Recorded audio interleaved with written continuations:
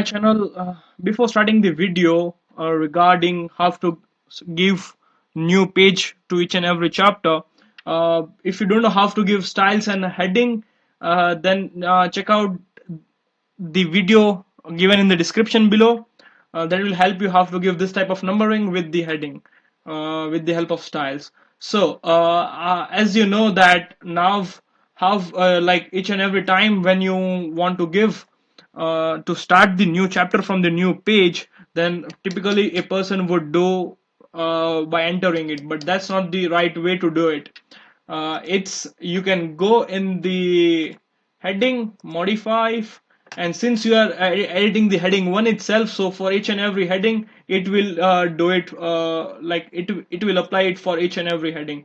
So in the formats, you have to go to paragraph, and in paragraph you have to go in line and page break, and in line and page break before, click it.